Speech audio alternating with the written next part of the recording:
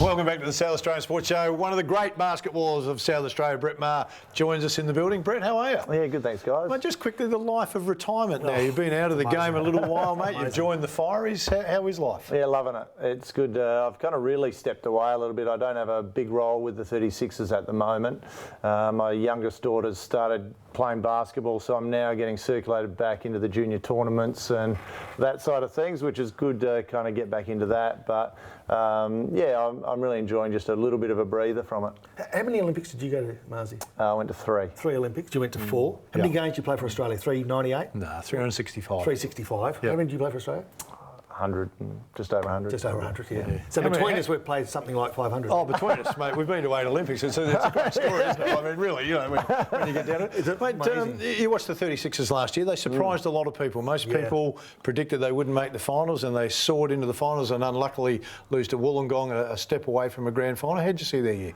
Well, I was one of the ones that tipped them to come down near the bottom, come last. I don't think you're on your own. Yeah, I'm just looking at the list and looking at everyone else pumping up their list, and on paper I didn't think it looked good, but they just got that chemistry right about a third of the way in and dominated from that point on. And then you really look back on the season and go, as a disappointment how they ended up just cruising in. And I think they had so many young guys, hadn't been in that position before, got a bit ahead of themselves, started opening their mouths probably a little bit too early going into that final series, and it cost them in the end. Momentum's an amazing thing, so much so that sometimes journos can get caught up in it as well. And so I saw Body United during the course of this year compare this current side to a championship side that you were part of, saying that it's a better side, head-to-head. Now, I don't know how you picked that prior to actually achieving anything.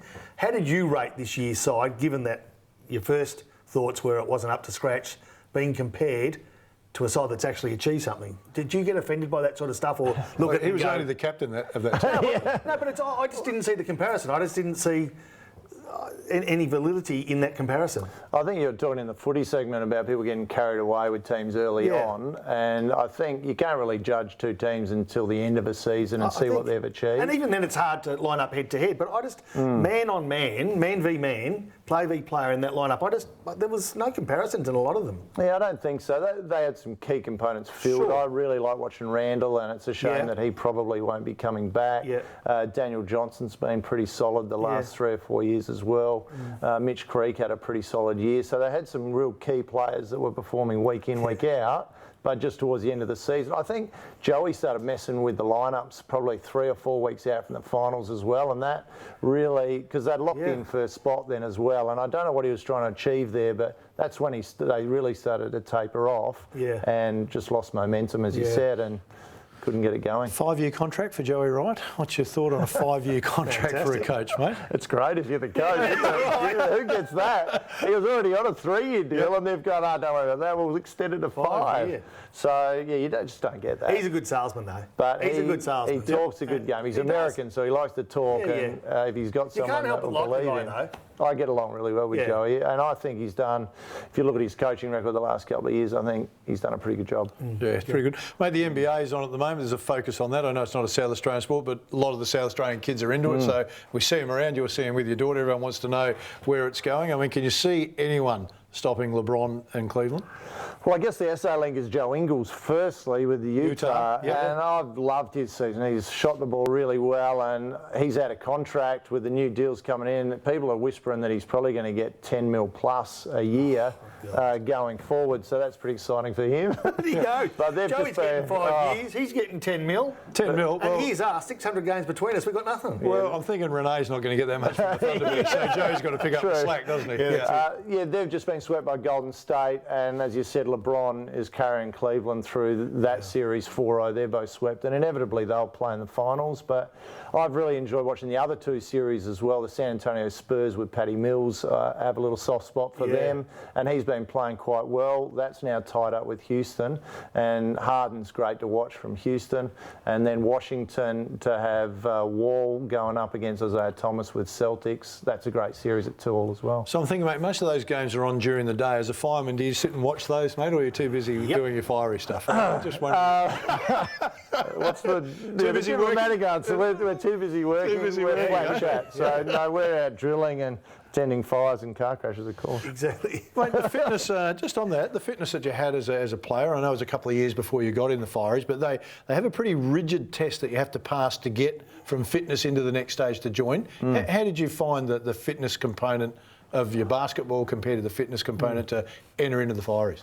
Well, the first stage is a beep test, so that sort of things, we used to do that sort of things a fair bit, but the fitness test you use just to go in is a more practical thing where you've got to control hoses that are, which is pretty difficult. You've got to carry bodies So around. it's a strength component. Yeah, and it's all different practical exercises that you would use while on the job, and I actually found it quite fun. You had to put a mask on where you couldn't see and crawl through tunnels just to see. You've done that a few times. I thought he was home playing with the kids.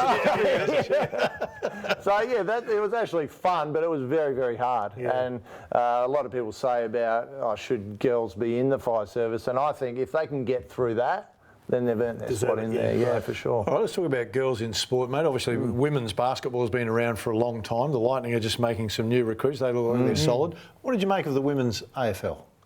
Well, it's good. I love watching Erin Phillips, and I knew that she would do a great job coming in. Yeah. It's really interesting to see how that's going to impact over time on the other sports like basketball, and how many of those key basketball players are going to get taken over and move sports. I already know at a younger level, some of the girls, especially in my daughter's age group, that are kind of already weighing up, do I go basketball or now do I go footy? And everyone I speak to, teachers, etc., the numbers of girls going to AFL footy, it is huge. So I think it's going to have a big effect on basketball, netball, etc. The AFL's just agreed to increase the numbers in 2019 too. So yeah, it's pretty tough. Increase. It's amazing too. I think it was seen as a bit of a chance for AFL players to pick a basketball, and we talk about Dean Brogan, for instance, out and use him as a bit of a project player.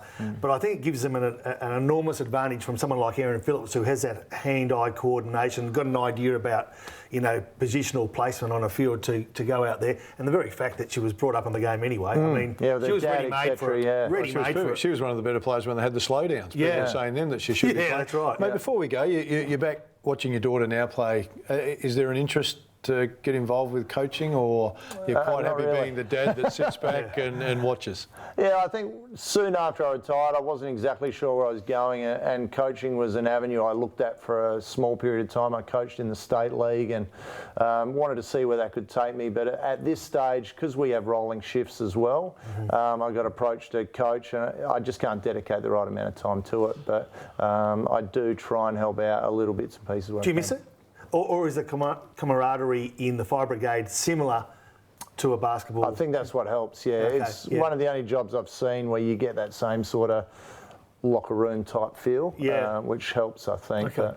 But I do miss it a little bit. You go to games and you miss kind of running out there in the crowd and playing with the teammates. Have you had to run into a fire at this stage as yet? I have, yes. Yeah. What's the adrenaline like running into a fire in comparison to running out? I ran straight back out, I don't know.